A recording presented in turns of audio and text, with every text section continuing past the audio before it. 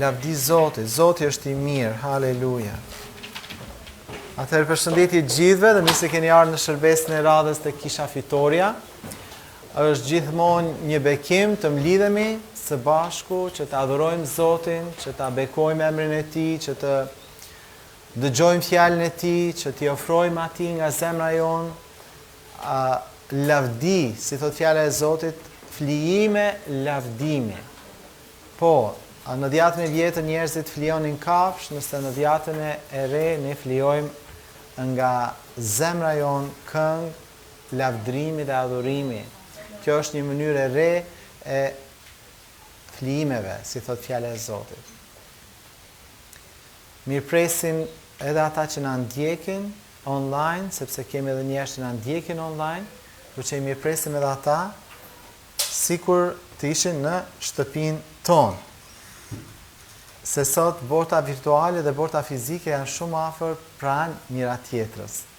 Edhe nga njëherë unë e di nga vetë jeta ime si krishter që unë bekohem shumë nga predikimet që dëgjoj, edhe pse kam vite që dëgjoj njerëz të caktuar, shërbëtor të Zotit, dhe asnjëherë si kam takuar fizikisht, por kam vite që i dëgjoj. Dhe unë besoj, domethënë që fjala e Zotit e ka atë fuqinë që pavarësisht se nga ti e merr, nëse e merr fjalën e Zotit, ajo gjithmonë do japi fryte, edhe ajo ka aftësinë për të ndryshuar jetën tonë.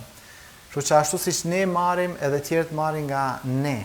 Edhe ne duhet jemi koshient për këtë gjë që kur predikojmë fjalën e Zotit, ajo mund të shkojë më larg se muret e shtëpisë sonë. Ajo mund të shkojë shumë më larg se territori ku ti ndodhesh. Amen. Këtë kohë ne kemi shqyrtuar temën si na flet Perëndia dhe qëllimi i kësaj është që neve të përgatitemi për atë që do fillojmë që në janar dhe që ka të bëjë me të qenit i vëmendshëm për të ungjillizuar dhe për të ndarë fjalën e Zotit me njerëz të pashpëtuar. Edhe është vërtet e çuditshme, ne mendojmë që neve jemi duke ndarë fjalën e Zotit, por nëse thjesht bëjmë llogari se sa biseda bëjmë me të pashpëtuarit për Krishtin, ndoshta do befasoheshin se sa pak janë ato.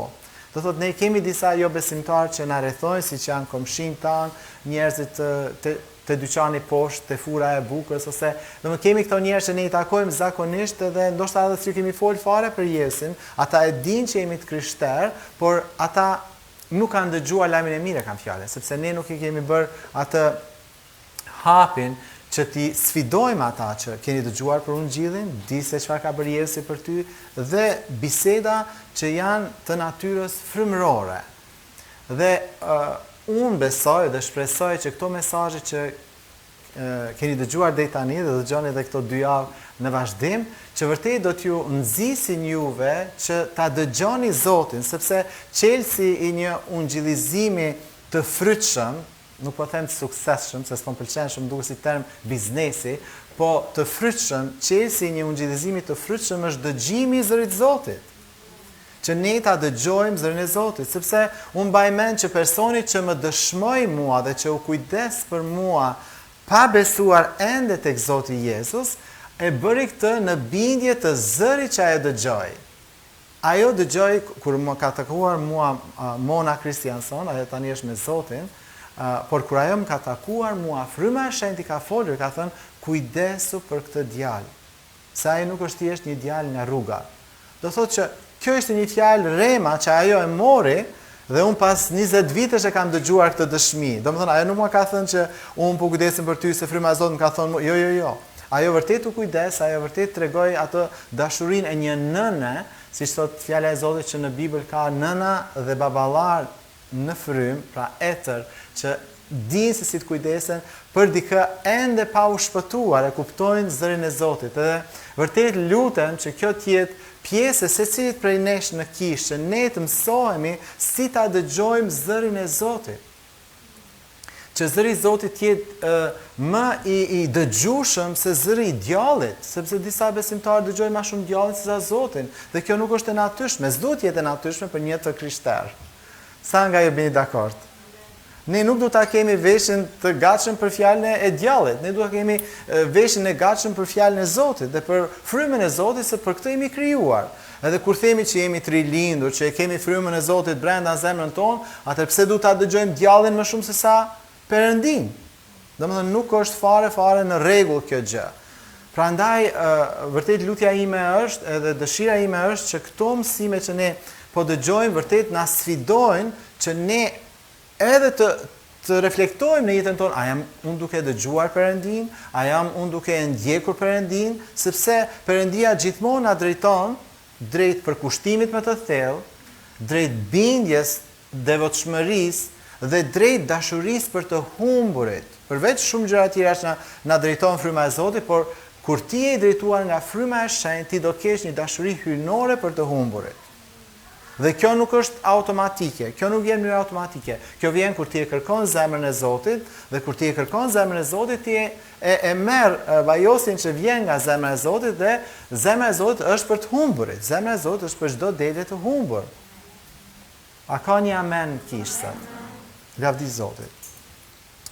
Kështu që ne kemi ardhur në një përfundim që Perëndia përdor disa mënyra për të na folur. Pra është fryma e shenjtë, është njeriu i brendshëm, është Bibla dhe ndërgjegja. Këto janë domethënë 4 mënyrat se si Perëndia i flet zemrës sonë, i flet njeriu ton përmes frymës së shenjtë, njeriu të brendshëm, Biblës dhe ndërgjegjes. Dhe e përmenda që mënyra më e shpeshtë është ndërgjegja, pastaj Bibla, pastaj është njeriu i brendshëm dhe pastaj është fryma e shenjtë. Është në një formë trekëndshi kjo gjë, sepse më shumë na flet përmes ndërgjegjes, duke qenë që kështu na ka folur që në fillim, duket sikur ligji moral i Perëndis është vulosur në ndërgjegjen e njeriut. Te Romakët, libri Romakëve, ne shikojmë që edhe njerëz që zbesojnë fare në Zot përmes ndërgjegjes, ata arrin të kuptojnë çfarë është e drejtë dhe çfarë nuk është e drejtë. Sepse ndërgjegja e tyre thotë këtë, justifikon ose dënon veprimet tona. Pra kjo është diçka që është vendosur në njeriu ton të brendshëm. Disa mund të thonë që ndërgjegja është pjesë e frymës, disa mund të thonë që ndërgjegja është pjesë e shpirtit, por unë personalisht nuk jam tipi tillë që dua t'i ndaj me thik këto gjëra, sepse nuk mendoj që kjo është shumë e rëndësishme. E rëndësishme është që Bibla flet për ndasinë e njeriut në njeriun e brendshëm dhe njeriun e jashtëm. Dhe brenda nesh janë përbërës tjerë dhe jashtë nesh janë përbërës tjerë. Kështu që ne këtë du ta mësojmë, që kemi një njeri të brendshëm dhe kemi edhe një njeri të jashtëm. Në fakt, Biblia flet për njeriun ose trupin ton si një çadër ku ne jetojmë. Prandaj edhe ne nuk duhet të fokusohemi shumë që drejtohemi nga trupi, sepse trupi normalisht është selia e 5 shqisave dhe këto shqisa mund na drejtojnë shumë lehtësisht. Okay? Nëse ju jeni afër një fure buke dhe po e ndjeni atë aromën e byrekut freskët ose ku ta dione çka ka dalë buka e freskët edhe ti, domethënë trupi yt ndoshta është nis për punë, po ja do ndaloj pa e marr një croissant me pistakë, kanë dalë tani këto trejat, ose je duke kaluar pranë Monshëri dhe era e kafes, s'mund të shkoj punë pa marrë një kafe. Do thotë shqisat tona mund na kthejnë nga rruga e duhur, apo jo? Mund na ndalojnë biles nga rruga e duhur. Dhe Biblia na thekson që neve si të krishterë duhet të mos drejtohemi nga shqisa trupore. Normalisht ato janë gjëra shumë të mira, por ato nuk duhet na drejtojnë jetën tonë. Dhe ne e dim që nëse neve ndjekim ato sinjale që shqisa tona lëshojnë, shpeshherë ne mund të përfundojmë shumë keq. Okay? Dhe ka shumë njerëz që duke ndjekur thjesht shqisa trupore kanë rënë në probleme katastrofale. Kështu që kjo është e para çfarë ne shikojmë, por unë do të vazhdoj të flas për këtë, por dua të them këtë që nëse Bibla thotë që kjo është një çadër, atëherë do thotë që kjo është diçka e përkohshme. Edhe Pali thotë, unë jam shumë i gatshëm që ta lë këtë çadër që të shkoj tek Zoti. Po përderisa jam këtë çadër është mirë për juve. Domethënë thotë, përderisa jam në trup, tani thjesht mendoni se si Pali po e përmend këtë. Thotë unë jam brenda kësaj çadre. Personi vërtet është brenda trupit. Amen. Ti je brenda trupit. Trupi është thjesht mbulesa jote. Tani, e dini fjala e Zotit është, te letra e Jakobit thotë që fjala e Zotit është si një pasqyrë, apo jo? Po ajo ne normalisht kur ne shikojmë një pasqyrë, ne shikojmë fizikun tonë, flas për një pasqyrë fizike. Por Biblia është një lloj tjetër pasqyre. Ajo pasqyron frymën tënde dhe shpirtin tënd, si ti je brenda. Prandaj, kur ti neve si njerëz kujdesemi shumë për trupin tonë dhe kalojmë shumë kohë ndoshta për ta bërë trupin tonë të duket i pashëm ose të duket mirë, se s'do dalësh me antenat në kokë. Do të thotë, duhet të dukesh mirë. Dhe disa njerëz kalojnë kohë të jashtëzakonshme, paguajnë lekë të jashtëzakonshme që kjo çadra të duket moderne.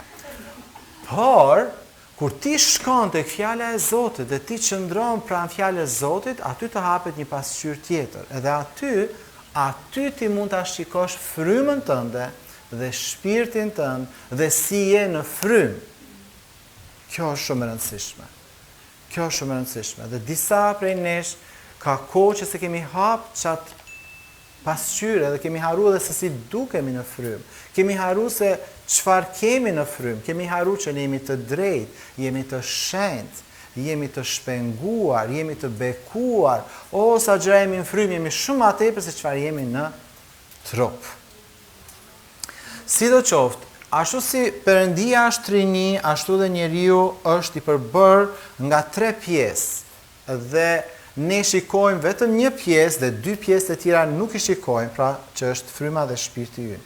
Dhe te Tesalonikasve 5:23 është vargu kyç që është për këtë mësim, tani vetë Perëndia i paqes ju shenjtroft tërësisht dhe tërë qenia juaj, fryma dhe shpirti dhe trupi u ruajt pa tëmet në ardhin e Zotit ton Jezu Krisht.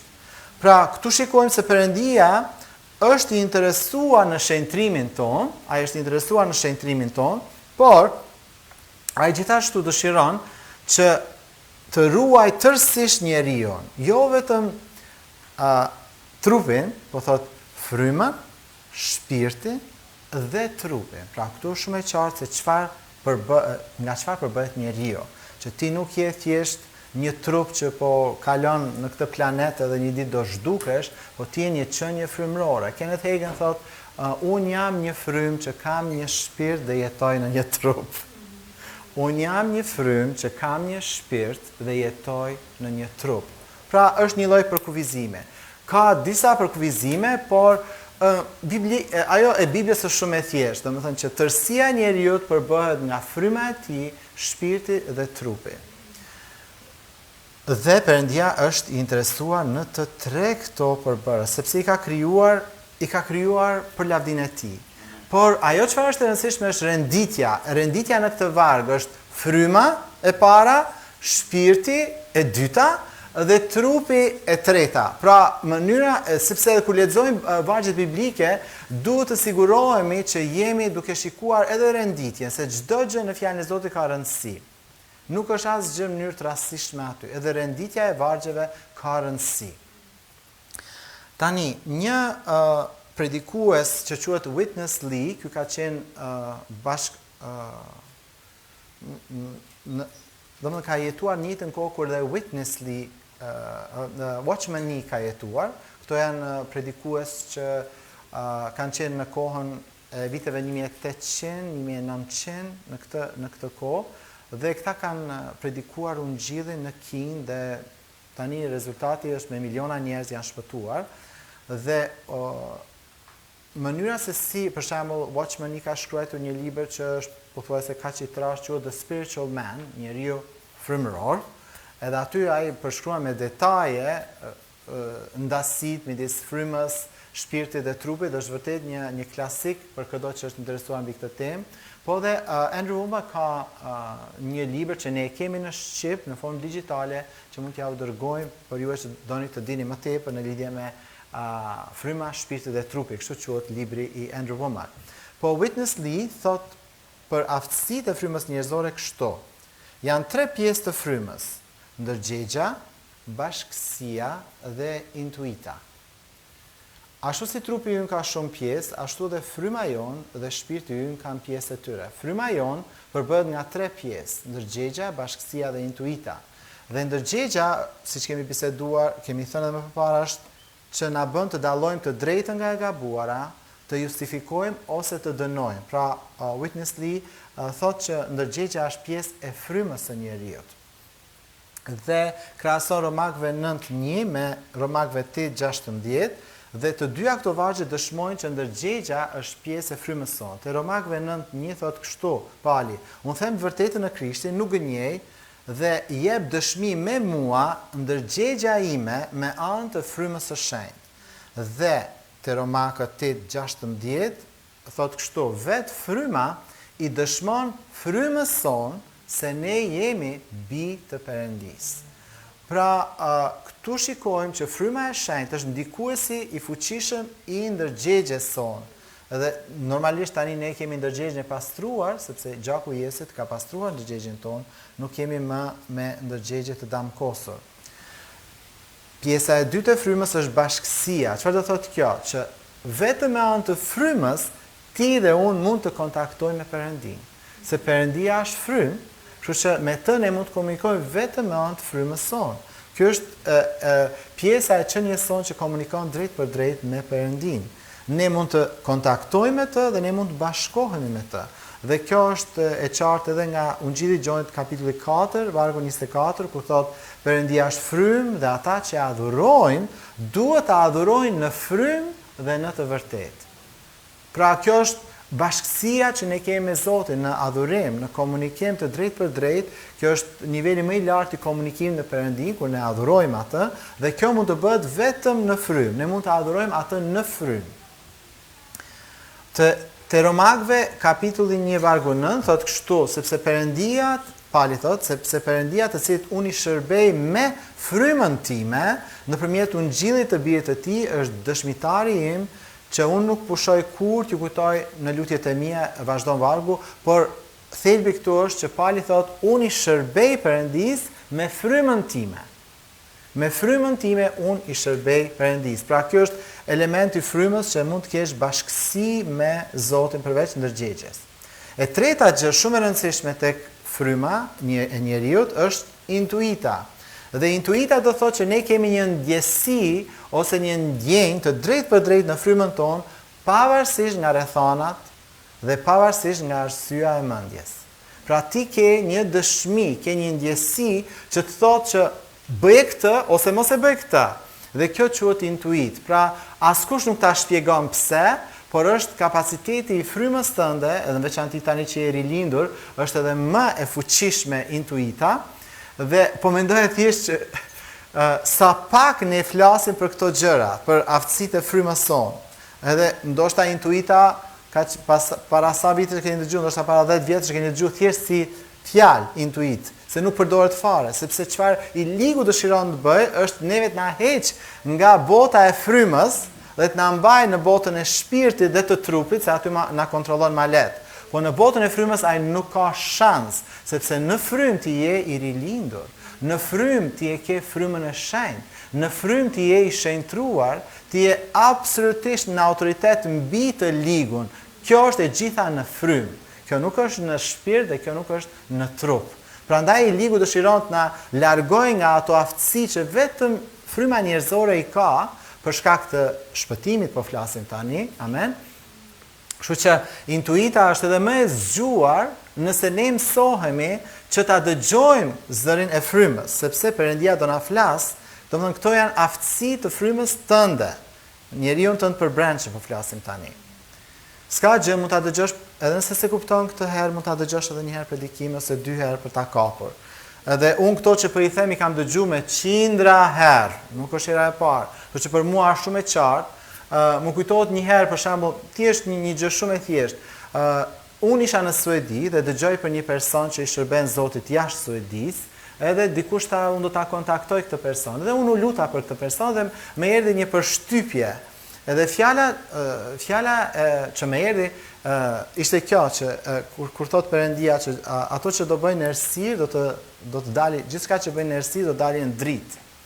Dhe mu duke çuditshme si është e mundur që një varg i tillë mund të jetë për këtë, ishte shërptor i Zotit ky personi. Edhe i shkruaj unë një letër, thash nuk të njoh, jam lutur për ty dhe ky është vargu që Zoti ma ka dhënë. Edhe kjo letër shkon tek personi.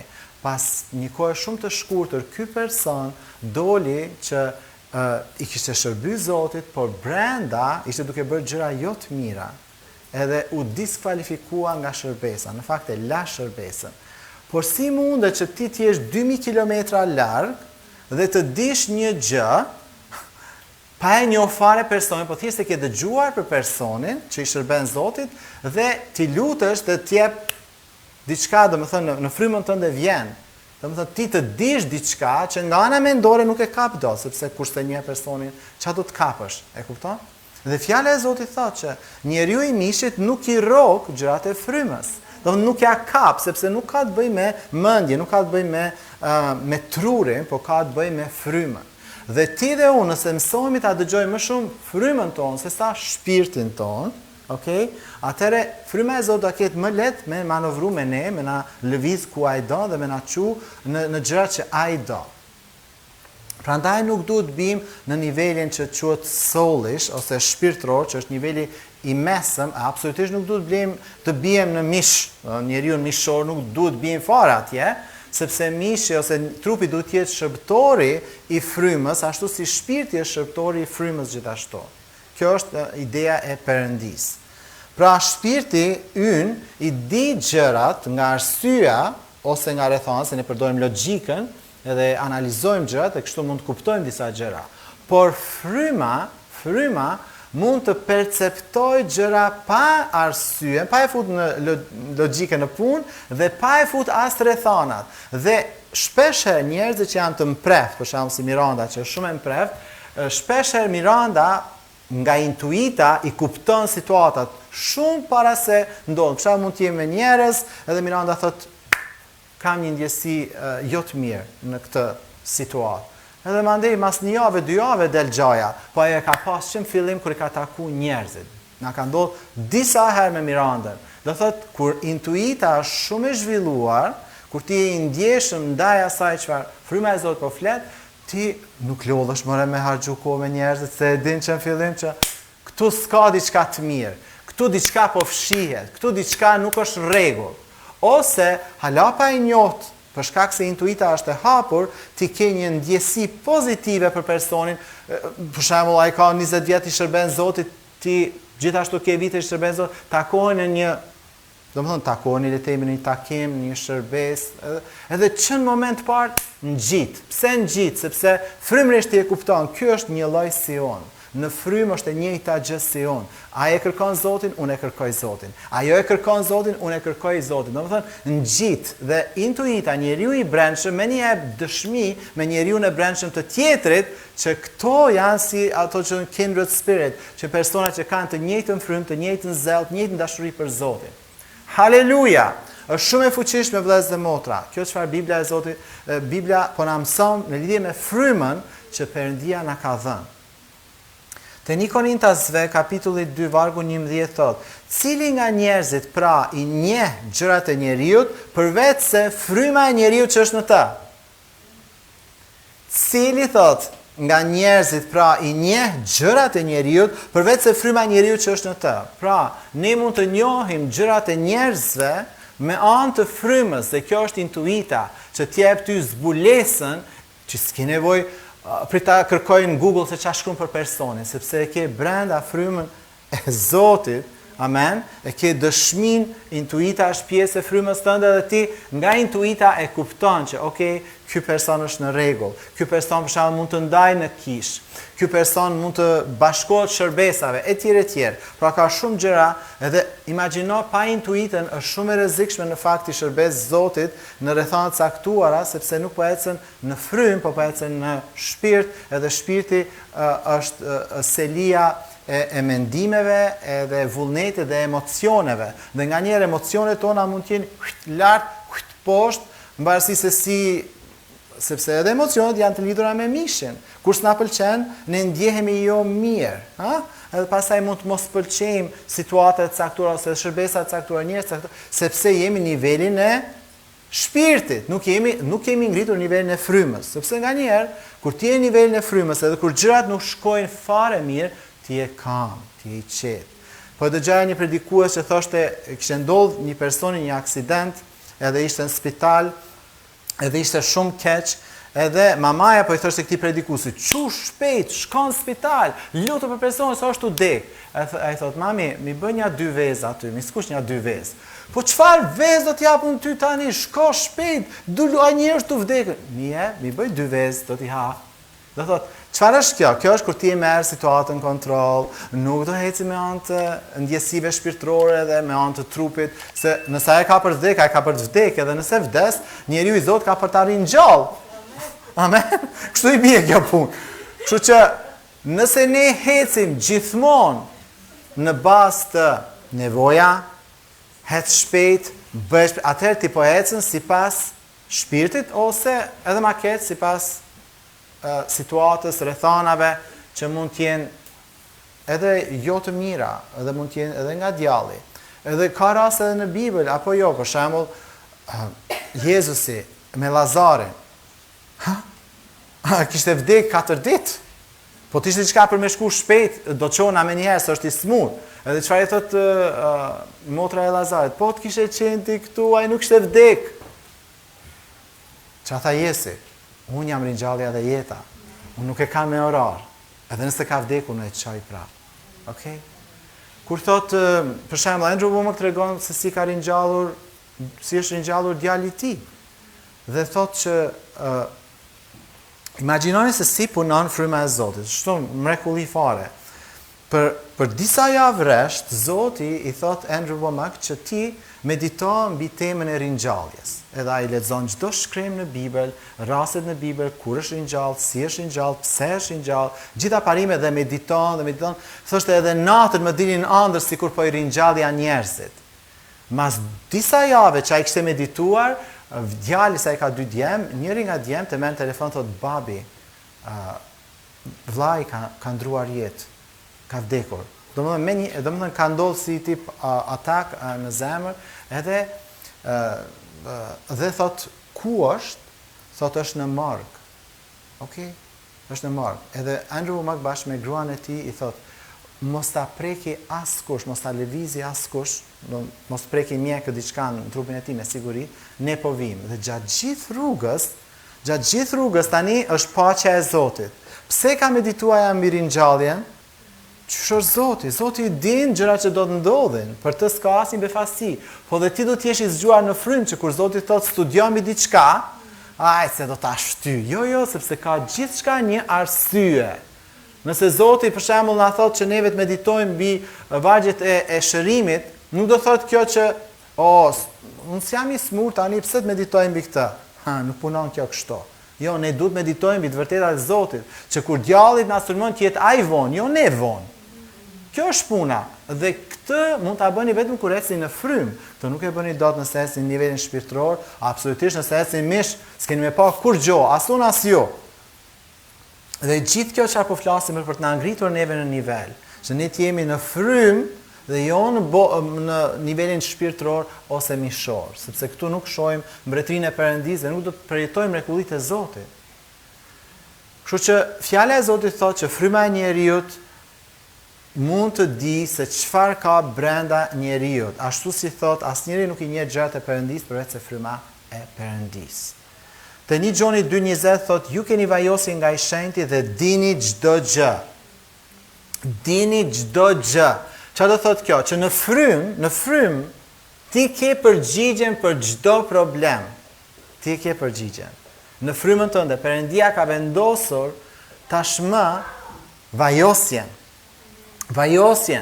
Por nëse ne nuk kalojmë kohë duke kërkuar Zotin në frymë, duke u lutur në frymë, atëherë si do të tërheqim këtë vajosje nga brendësia, sepse është gjithçka brenda, Zoti ka vendosur. Fryma e shenjtë jeton brenda nesh, nuk është diku jashtë. Brenda, është brenda.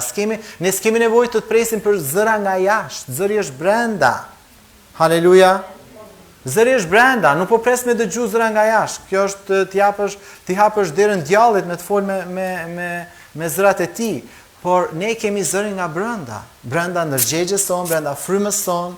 Haleluja, neve mund ta dëgjojmë Zotin. Por kjo ndodh vetëm nëse e kërkojmë. Dhe këtu thot shumë qartë, ju keni vajosjen, thot, apostulli Gjon kishës. Ju keni vajosur nga i shenjti, ju dini çdo gjë. Pra ju nuk keni pa shpresë. Dhe pastaj te 1 Korintasit apostulli Paul thot, kush e ka njohur mendjen e Zotit që mund ta mësoj atë? Por thot, ne kemi mendjen e Krishtit. Ne kemi mendjen e Krishtit. Dhe ku është kjo mendja e Krishtit? Është në frymën tonë.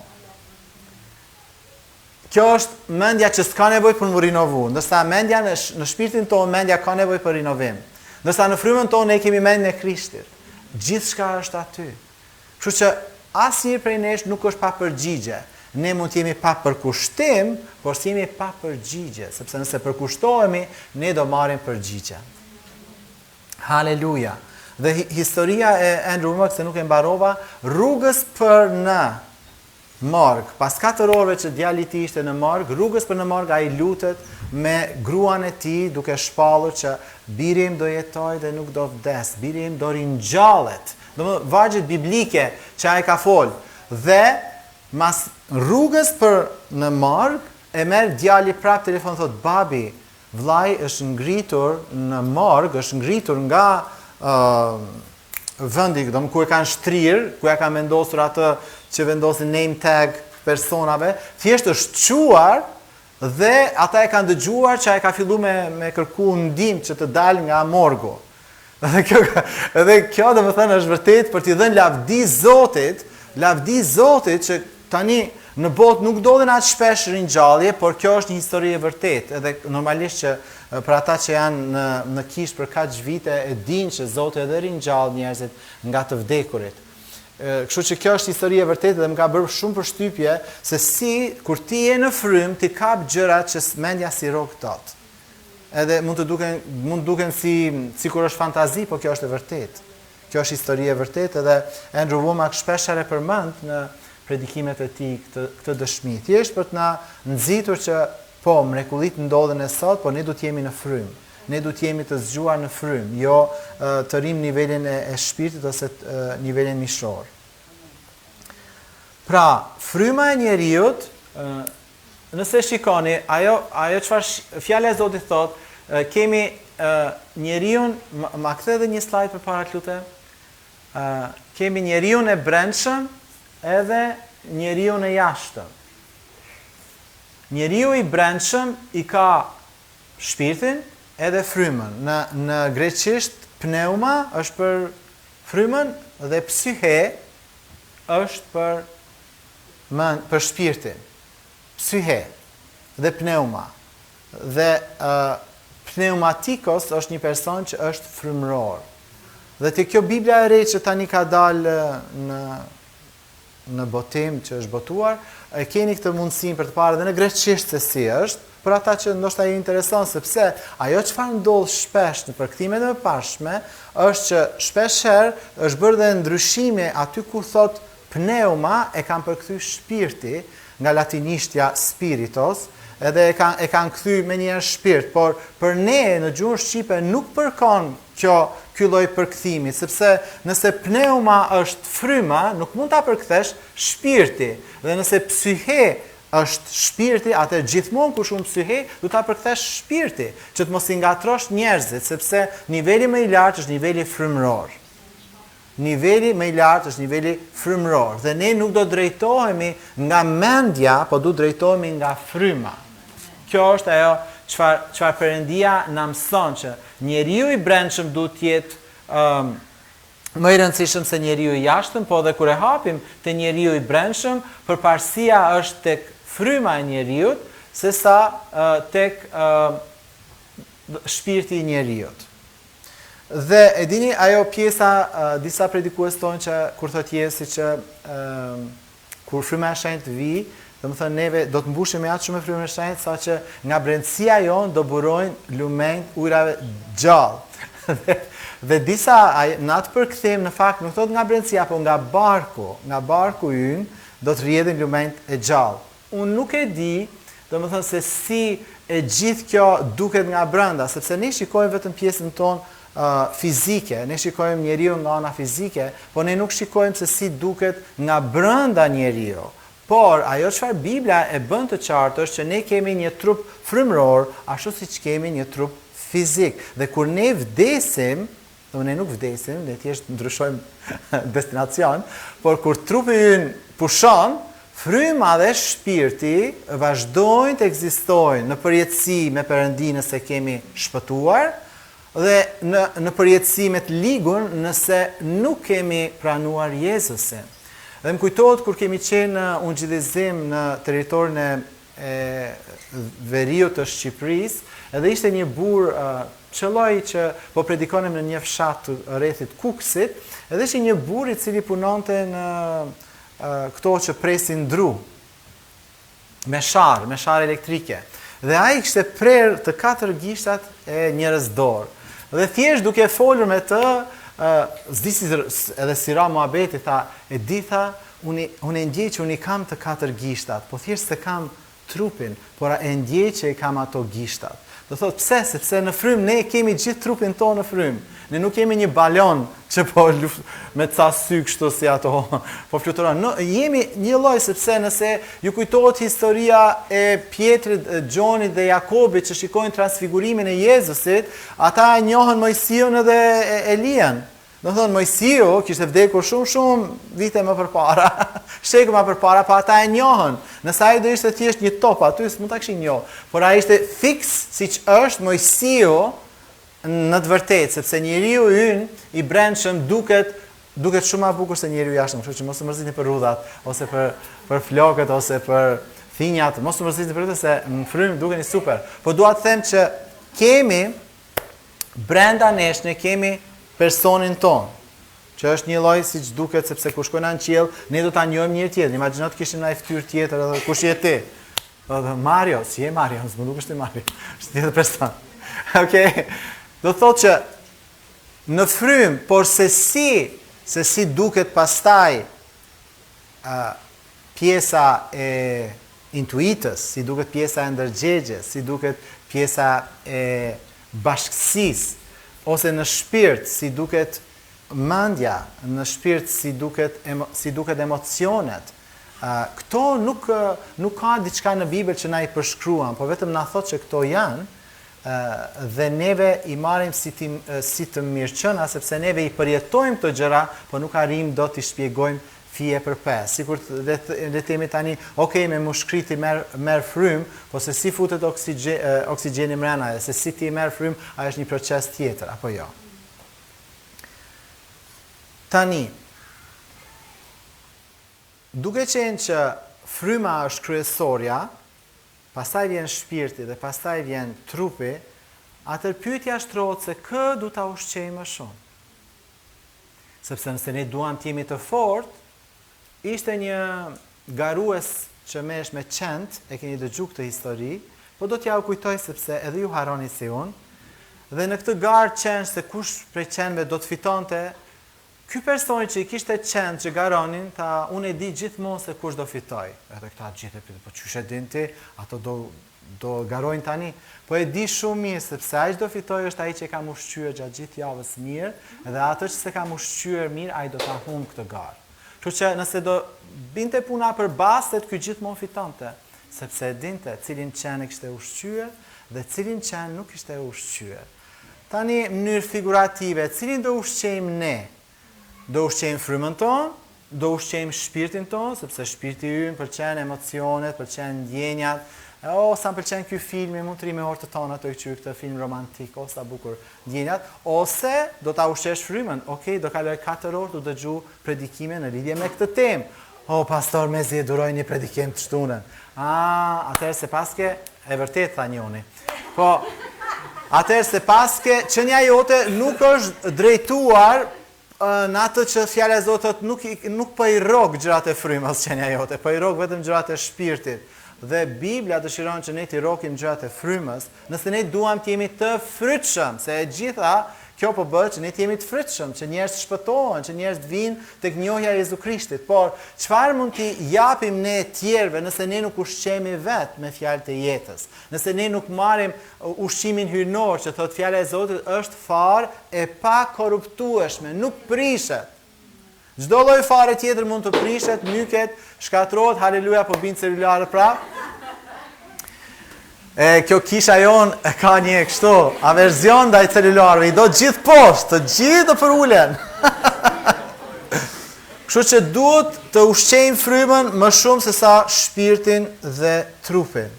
Te 1 Korintasve 2:14 thot, njeriu natyror, do thot njeriu shpirtëror, sepse në përkthim është njeriu natyror, por kur e shikojmë në greqisht është psykikos. Njeriu natyror, njeriu I psiqikës, njeriu që ecën nga ana shpirtërore, thot, nuk rrog gjëra që janë të frymës shenjtë. Wow! Kjo është shumë e fuqishme. Shumë e fuqishme si varg. 1 Korintasve 2:14 thot, njeriu natyror nuk I rrog gjëra që janë të frymës shenjtë.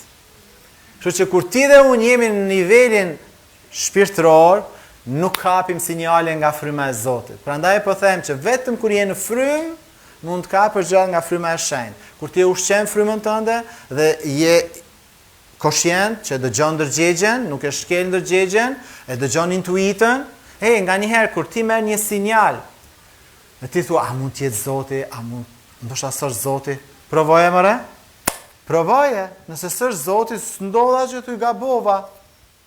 A ka ndaj problem në një gjë që ti e ndjen? Për shembull, ta them, djalli kur s'ka me thonë ty shko dëshmoj dikujt për Jezusin.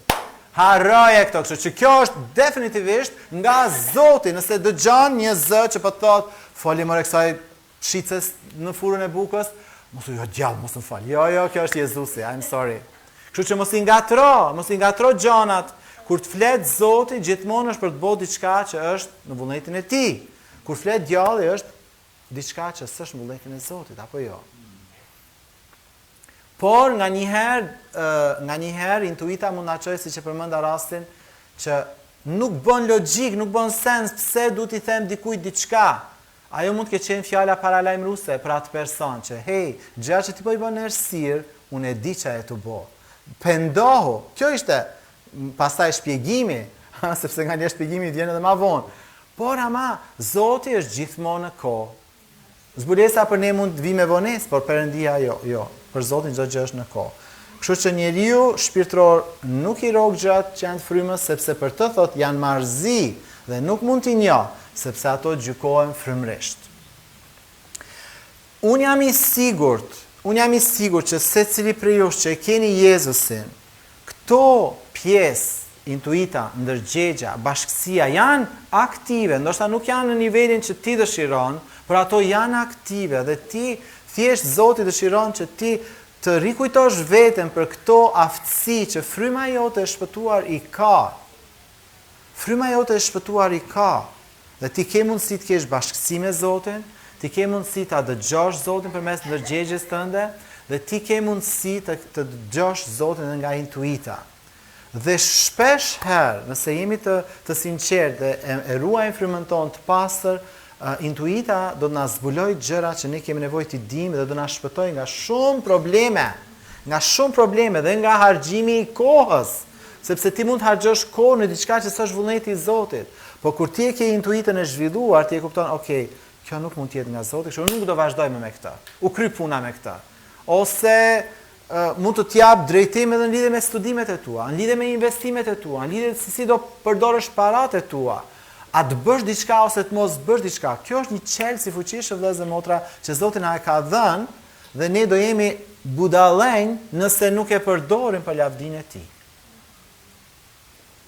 Pra mos e neglizho rëndësinë e ushqimit të dur, ushqeje frymën tënde me fjalën, me adhurim, me predikime, me leximin e librave të krishterë. Kjo është një mënyrë se ti mund të harxhosh 4 orë duke shikuar filma, ose mund të harxhosh 4 orë duke lexuar një libër të krishterë që mund të të mësojë diçka që ti nuk e din. Mund të ndihmojë në diçka që ti ke nevojë për ndihmë. Mos shkojmë gjithmonë, Zoti nuk bën gjithmonë, le të themi, ndërhyrje kirurgjike të mëdha. Okay?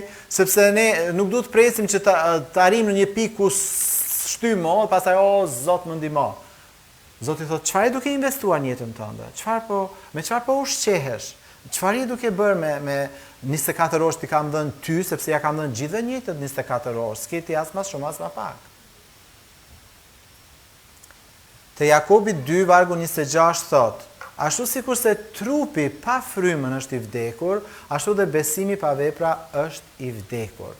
Tani, kjo tregon që fryma është shumë e rëndësishme. Në moment që fryma s'është duke drejtuar, trupi s'ka, vdes. Do thot trupi nuk ka asnjë një fuqi pa frymën. Dhe e përmenda edhe javës kaluar që ajo që bën në jetën tonë ndasin midis gjërave frymërore dhe gjërave shpirtërore është vetëm fjala e Zotit. Dhe nëse ne nuk kalojmë kohë në fjalën e Zotit, ne nuk e dim se çfarë ajo që po bëjmë a është shpirtërore apo është frymërore. Kur s'kalon kohë me fjalën e Zotit, ti nuk mund ta dish këtë gjë.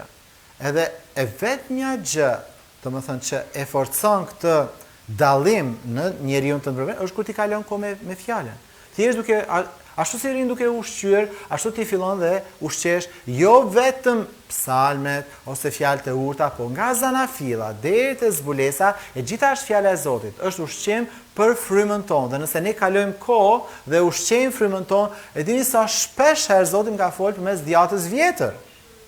Shpesh herë ka shumë gjëra për ndërgjegje. Një herë djata vjetër është ekspert sepse ka ligjin e Zotit aty, dhe ligji i Zotit kur thot aty, për shembull, thot një gjë. Çunat nuk duhet veshin rrobat e gocave. Dhe gocat nuk duhet veshin rrobat e çunave. Wow! Okej, kjo është një gjë që thot aty. Okej?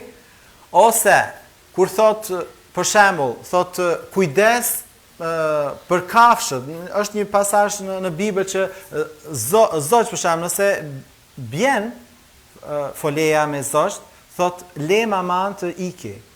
Mos e merr tani do thot kujdesu për kafshët e kam fjalën. Kujdesu për kafshët është pjesë e ligjit perëndis. Duket pak e çuditshme, por kur ti e lexon, ato gurët që ja ke hedhur ti kafshëve, këto janë gjatë gabuara, nuk është gjë e mirë të godasësh qenin, ose macën, ose sepse ato janë krijesat perëndis gjithashtu. Tani, kjo duket pak edhe çesharake, po kur ti e lexon ligjin e perëndis, ti ndërgjetësohesh që gjithë krijimi është i Zotit dhe nuk duhet ta keq përdorim. Nuk duhet të keq trajtojmë. Ose kur thot, ke filluar të korrësh tokën, ajo që angelit leje për të varfër, thot. Mos shko dhe merr çdo gjë që ka ngelur. Okej? Ka shumë parime djatën vjetër që kujt i flasin? I flasin frymës tënde. Frymës tënde, që fryma të jetë një lloj si Zoti dëshiron që të jemi. Haleluja. Haleluja. E vetmja gjë të Romakët që neve na thuhet, te Romakët 12:1-2, se si du ta trajtojmë qenien tonë, Pali thot e bën atë thirrjen e famshme, thot. Dorëzoni trupin tuaj si flije gjallë dhe transformoni mendjen veten tuaj me anë tripërtrirjes mendjes. Pra, kuj thot, hey vlezër, po i flet frymës njerëzve. Hey vlezër, hey motra, kjo është ajo që duhet bëni. Shpirtin duhet ta ripërtrini me anë të fjalës duke e transformuar. Dhe trupin duhet ta afroni si flije gjallë. Domethënë, orekset e trupit që janë, duhet zbresin poshtë. Sepse trupi ndoshta do të pushoj kur ti dush me punu. Trupi ndoshta do të haj kur ti du të agjerosh. Ka shumë gjëra, trupi është një zotëri i keq kur të zotron. Është zotëri shumë i keq. Po dhe shpirti një zotëri shumë i keq kur të zotron. Se ndjej për ta bërë këtë. Bindu më në thotë Zoti, jo, nuk po e ndjej sot që të bëj të lutem, nuk po e ndjej jeta me ndjenja. Kjo është rrugë për katastrofë, jeta me ndjenja. Vetëm fryma. Amen. Vetëm njeriu frymëror do ketë sukses. Edhe kjo është çfarë Bibla edhe po na inkurajon. Është një thirrje që Perëndia po i bën frymës sonë të rilindur. Jo më kot, ai na ka bërë krijesa të reja, si thot fjala e Zotit që ne jemi krijesa të reja dhe fjala e Zotit thot veshuni me njeriu e ri. Veshuni me njeriu e ri. Pra, lejoni që njeriu i ri të ketë përsinë. Tek Efesianët 4:24 thot, vishuni me njeriun e ri, të krijuar sipas Perëndis në drejtësinë dhe shenjtrinë së vërtetës. Pra njeriu i ri, fryma jote është e drejtë, fryma jote është e shenjtë. Ne nuk jemi të shenjtë dhe të drejtë në shpirtin tonë. Prandaj shpirti ynë duhet të ripërtrihet, shpirti ynë duhet të transformohet dhe nuk jemi të shpëtuar në trupin tonë. Trupi ynë do të shpëtohet. Okay? E vetmja pjesë në ty që është e rilindur është fryma. Shpirti duhet të transformohet me fjalën e Zotit dhe trupi duhet mësohet me ju nënshtru të gjithë këtij procesi. Haleluja! Vishuni me njeriun e ri, thot Kolosianët 3:10, që përtrihet dhe njohurin sipas shembullit të atij që e krijoi. Haleluja! Pra përtrirja është një aktivitet i vazhdueshëm dhe është i lidhur me kuptimin ton të krijuesit. Dhe 2 Korintas 5:17 thot, nëse dikush është në Krishtin, ai është krijesë e re. Gjërat e vjetra kanë shkuar, ja gjitha gjërat u bën të reja. Pra, çfarë është bërë e re? Fryma jon. Çfarë është bërë absolutisht pa asnjë kontestim e shenjtë është fryma jon. Se fjala e Zotit thotë që ne dikur ishim të vdekur frymërisht. Ishim të errësuar në mendje, ishim të shkëputur nga jeta e Perëndis. Por a shpëtoi thot, jo me anë të veprave tona që bëm, po sipas mëshirës së Tij, me anë të larjes së rilindjes dhe ripërtrirjes së frymës së shenjtë. Haleluja. Amen.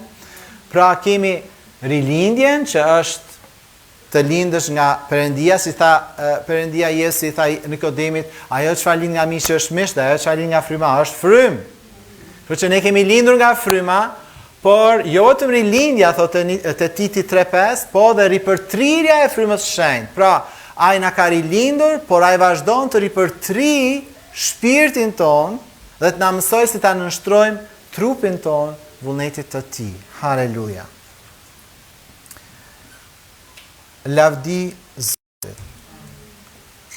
Aftësitë e frymës ne mund t'i shikojmë edhe në fjalën e Zotit tek letra e Korintasve 14, kur flet Pali thotë që kur lutem në një gjuhë tjetër, fryma ime lutet. Pra, të lutesh në gjuhë të reja është aktivizimi i kapacitetit të frymës tënde, të rilindur.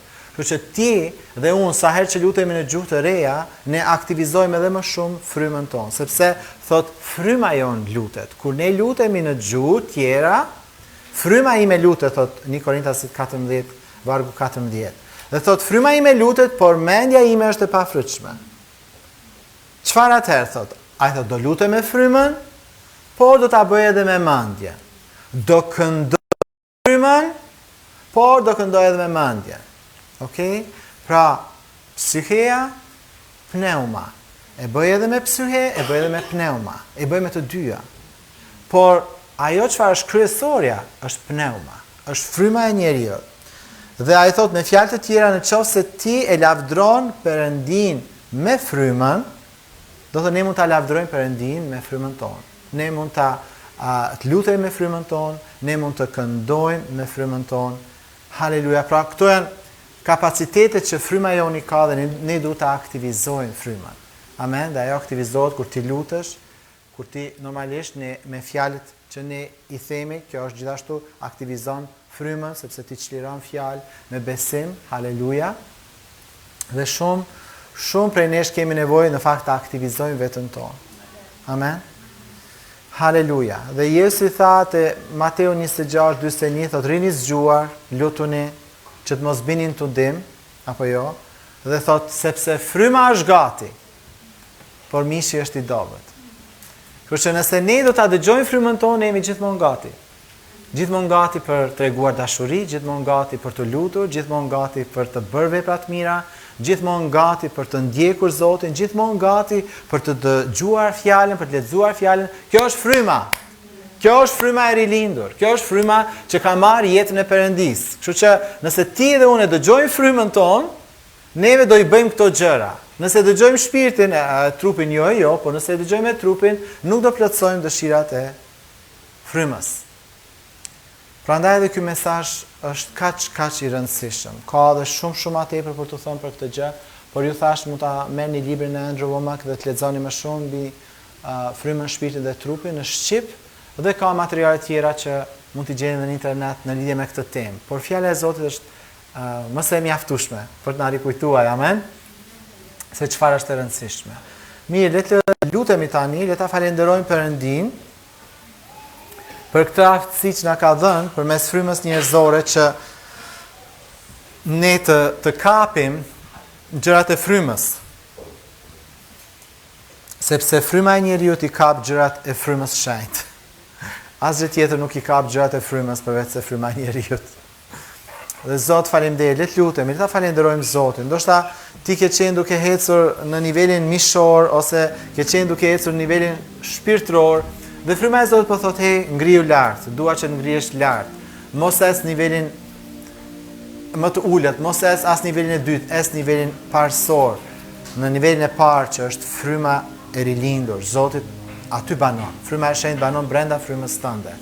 Haleluja, Perëndi, faleminderit që zgjon tek secili prej nesh dëshirën o Zot që vërtet të jemi të ndjeshëm ndaj frymës sonë që ti na e ke dhënë o Zot si dhuratë, duke vendosur ndërgjegjen brenda saj, duke vendosur aftësinë për të pas bashkësi me ty, për të lutur ty, për të lavdruar ty, për të shërbyer ty në frymë, po o Zot për të ndërmjetësuar në frymë, dhe intuitën o Zot që na e ke dhënë për t'i rrokur gjërat e frymës, gjërat dhe për dalluar edhe gjërat që janë brenda njerëzve, që mund t'i përdorim edhe në ungjillizim, Zot, kur duam që njerëz të fitohen për ty. Ne mund t'i kapim gjërat në frymë para se njerëzit i shprehin ato gjëra. Ne mund t'i kapim o Zot në frymë sepse intuita jonë do të jetë e ushqyer mirë me fjalën tënde. Lutem o Zot në emrin e Jezusit që të ndihmosh gjithë secilin prej nesh që ndoshta kemi rënë në nivelin e shpirtëror, o Zot, dhe po ecim në bazë të ndjenjave tona, emocioneve, Zot, dhe ato po na kontrollojnë në vendimet që ne marrim çdo ditë, dhe marrim vendime të gabuara sepse drejtohemi nga emocionet dhe jo nga fryma jote, o Zot. Lutem për këto besimtarë, o Zot, që ti ngresh në nivelin më të lartë, o Zot, që dëgjojnë, o Zot, nga fryma jote e shenjtë. Dhe për ata, o Zot, që janë në nivelin mishor, o Zot, Zot, çliroj o Zot, sepse është niveli më i ulët që ne mund të jemi o Zot, dhe ti ke thënë duhet ta kryqëzojmë mishin ton çdo ditë o Zot, që të mund të ecim përpara o Zot. Ti ke thënë dorëzojeni trupin tuaj si flit gjallë para Perëndisë. Lutem që këto besimtarë dorëzojnë trupat e tyre si flit gjallë para teje o Zot, që ti o Zot mund t'i shenjtrosh dhe që ti o Zot mund të depërtosh o Zot në jetën e tyre o Zot, dhe t'ju japësh fitore o Zot. Haleluja. E gjitha kjo, o Zot, është për të na bërë neve shpirtra fitues. Ndaj lutem, o Zot, për secilin në kishën fitoria, që të na zgjosh në frymë, o Zot, që të dëgjojmë frymën tonë, o Zot, të rilindur, o Zot. Haleluja, sepse aty ti ke vendosur thesaret e tua, aty është mendja e Krishtit, aty është njohuria e çdo gjëje, aty është vajosja e frymës tënde të shenjtë, o Zot. Haleluja. Faleminderit për njerëz do shpëtohen, o Zot. Faleminderit që ata do shpëtohen dhe sa ne të ndjekim ty, o Zot, dhe sa ne të bindemi ty dhe jemi vegla jote për shpëtimin e tjerëve. Ashtu siç ti ke thënë, ju jeni drita, ju jeni kripa. Haleluja, po o Zot, bëj o Zot që vërtet jemi dritë dhe krip për njerëzit në Shqipëri dhe kudo që ti na dërgon. Në emrin e Jezusit ne lutemi. Dhe gjithë thanë, amen. Amen.